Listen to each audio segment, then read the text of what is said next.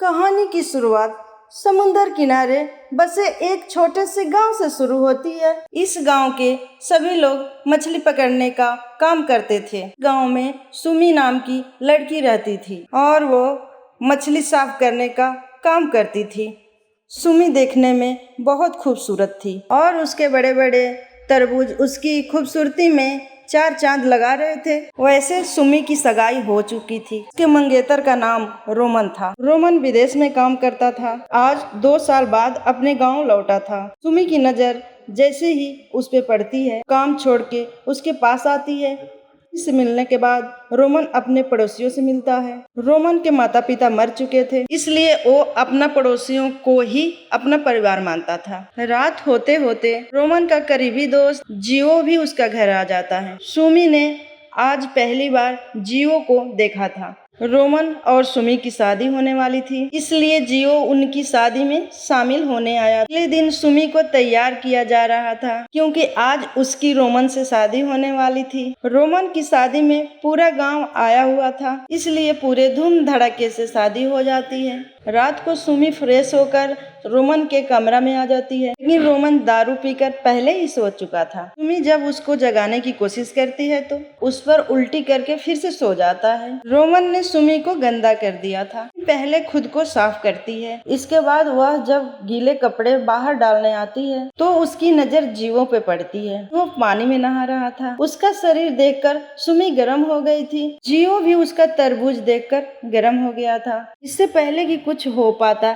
जियो खुद को संभाल कर सोने चला जाता है। अगली सुबह गांव के लोग काम कर रहे थे। वो जाकर टहलने लगा था। इसी बीच सुमी को देखकर वो उसके पास रुक जाता है। पड़ोसी भी उसके साथ काम कर रहे थे। लीना नाम की लड़की जियो को देखकर काफी खुश थी। लोग जियो से पूछते हैं कि तुम्हारी रोमन से कैसे दोस्ती हुई। जियो सभी को बताता है कि मैं रोमन से विदेश में मिला था और वहीं काम करते करते हमारी दोस्ती हो गई। इसी बीच रोमन भी उसके पास आ जाता है और जियो को खेत की तरफ लेकर चला जाता है। कुछ देर बाद रोमन अपने खेत में काम कर रहा था। जियो उसके पास खड़ा था। रोमन के साथ उसका पड़ोसी भी खेत में काम कर रहा था। रोमन उससे बाबा कहता था क्योंकि वह अपने पिता की तरफ मानता था। रात होते ही सुमी की गुफा में धमाके करने लगा, लेकिन बीच में ही हार जाता है और सुमी प्यासी ही रह जाती है। मन के सोने के बाद सुमी बाहर आकर बैठ गई थी। इसी बीच जियो उसके पास आता है। दोनों की बदन चल रहे थे, लेकिन फिर भी दोनों चुप थे। इससे पहले कि दोनों कुछ कर पाते, सुमी उठकर पानी में चली जाती है। जियो के सामने ही कपड़े उतारकर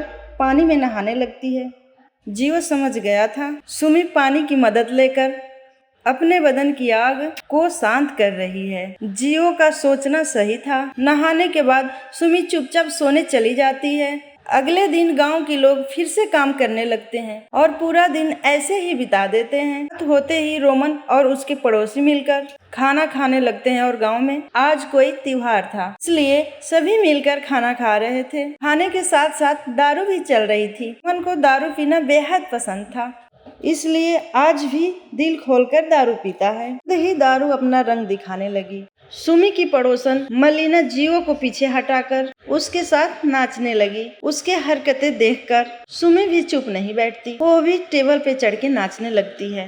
रोमन ने काफी दारू पी ली थी, इसलिए मलिना नाचना छोड़कर अपनी माँ के साथ उसको संभालने लगती है। मलिना को रोमन के साथ देखकर सुमी उससे लड़ने लगी। लड़ते लड़ते अपनी हील उतारती है और फिर मलिना को मारकर सोने चले जाती है। सुमी बेहद गुस्से वाली थी। मलिना जब जियो के साथ नाच रही थी, तभी सुमी ने उसे सबक सिखाने का फैसला कर लिया था। अगली सुबह जियो जाने के लिए तैयार हो गया था। वो यहाँ 2-4 दिनों के लिए ही आया था, इसलिए अब उसका जाने का समय हो गया था। मलिना उसे जल्दी वापस आने की कहती है। जियो रोमन से मिलता है, फिर सभी से विदा लेकर चला जाता है। कुछ दिन बाद रोमन और सुमी घर के बाहर काम कर रहे थे। काम करते करते सुमी की नजर रोमन की शरीर पे पड़ती है। रोमन का शरीर देखकर वो इतनी गर्म हो जाती है, वो उसकी वहीं डंडा पकड़ लेती है। रोमन खुले में नहीं करना चाहता था, इसलिए सुमी को रोक देता है। रोकना सुमी को पसंद नहीं आता, इसलिए नाराज होकर घर चली जाती है। शाम को सुमी घर का काम कर रही थी। इसी बीच रोमन उसके पास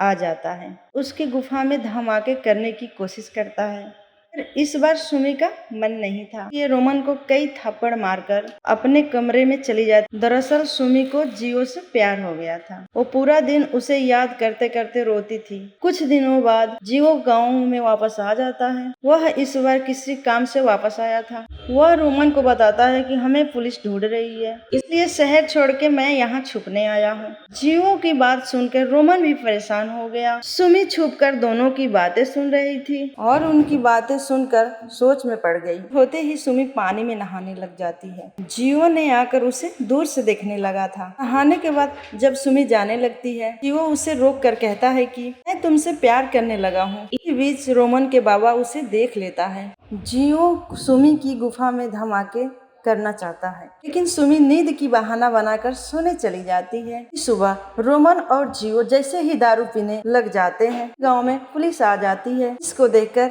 इतना दोनों डर जाते हैं कि जल्दी जल्दी पेड़ों के पीछे छुप जाते हैं। पुलिस वाले बाबा के पास रुके थे। वो बाबा से रोमन के बारे में पूछने लगे। हमेशा की तरह बाबा आज भी रोमन की मदद करता है और उन्हें दूसरे गाँव में भेज देता है। रात को रोमन ने काफी दारू पी ली। बाद बाबा उसे संभाल कर घर की तरफ ले जाने लगा। दूसरी तरफ सुमी भी रोमन को ढूंढने लगी थी। इसी बीच उसके सामने जियो आ जाता है और इसी बीच उसके सामने जियो भी आ जाता है। वो आते ही सुमी को चूमने लग जाता है। सुमी थप्पड़ मारकर उसे रोकती है। बाबा रोमन को लेकर आ जाता है। रोमन को सुलाने के बाद बाबा जियो से कहता है कि मुझे पता है कि तुम सुमी के साथ मजे करना चाहता है। मैं रोमन का घर खराब होते हुए नहीं देख सकता, इसलिए तुम सुबह होते ही इस गांव से चले जाओ, वरना मैं रोमन को सब बता दूंगा। बाबा की बात सुनकर जियो सोच में पड़ गया। इस सुबह गांव में हाहाकार मच गई थी, क्योंकि किसी ने बाबा को मार दिया था। वाले बाबा की बहुत इज्जत करते थे, इसलिए उसका लाश देखकर सभी उदास हो गए थे। बाबा को जियो ने मारा था, क्योंकि बाबा ने उसको गांव से चले जाने के लिए कहा था। रोमन भी बाबा की मौत से टूट गया था, क्योंकि वो उसे अपने पिता की तरह मानता था। रात को रोमन के सो जाने के बाद जियो और सुमी बैठकर बातें करने लग जाते हैं। बातों बातों में सुमी उससे कहती है कि अगर तुमने पुलिस वाली बात बता दी तो शायद तुम मेरे बदन का स्वाद चख पाओगे। उसके बातों में फंसकर जियो उसे सब कुछ बताने लगा। तो रोमन जब विदेश में था तो वहाँ पर उसकी मुलाकात जियो से हुई थी। एक बार एक विदेशी बंदा रोमन को उठा लेता है। जियो दूर से सब देख लेता है। रोमन को लेकर जल्द ही एक विराम जगह पे लेकर आता है। उसके साथ जबरदस्ती करना चाहता था, लेकिन तभी जियो वहां आकर उस पर हमला करता है। जियो के हमले ने विदेशी की जान ले ली, इसलिए ये दोनों विराम सी जगह पे दफन कर दिए। इसलिए ये दोनों उसी विराम सी जगह पे दफन कर देते हैं। सुमी के सब बताकर जियो कहता है कि उसके बाद हम दोनों विदेश से वापस आ गए। विदेशी पुलिस को हमारे बारे में सब पता चल गया। उन्होंने हमारे पुलिस को भी बता दिया, इसलिए हम दोनों पुलिस से बचते फिर रहे हैं। जियो ने रोमन की मदद की थी, इसलिए सुमी खुश होकर उसका पानी निकालने लग जाती है। इन दोनों का चक्कर शुरू हो गया था। दोनों के जब भी मौका मिलता दूसरे का पानी निकालने लग जाते थे। ऐसे ही एक दिन जब दोनों खेत में धमाके कर रहे थे, तभी रोमन उन्हें पकड़ लेता है। दोनों दोस्तों के बीच लड़ाई शुरू हो जाती है और जियो के हाथे रोमन मारा जाता है। रोमन के मौत से जियो तो डर गया था, लेकिन सुमी खुश हो गई थी। थोड़े ही देर बाद दोनों ने रोमन की लाश समुद्र में फेंक दी थी। उसके बाद जियो घर आकर नहाने लगा, जबकि सुमी उसका फोन देखने लग जाती है। फोन में किसी लड़की के मैसेज आए हुए थे, जिन्हें देखकर सुमी बेहद गुस्सा करती है। दरअसल जियो शादीशुदा भी था और उसका कई लड़कियों के साथ चक्कर भी चल रहा था। सुमी को अब उसका सच्चाई पता चल गई थी,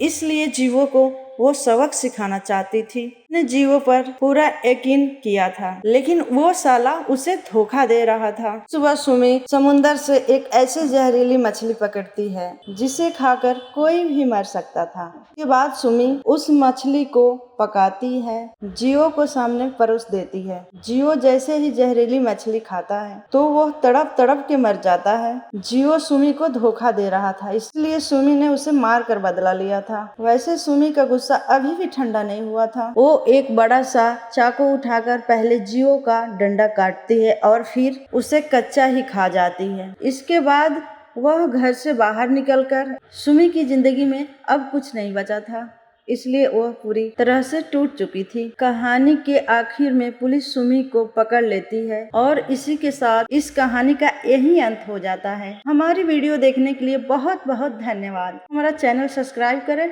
और शेयर कर आगे बढ़ाएं। धन्यवाद।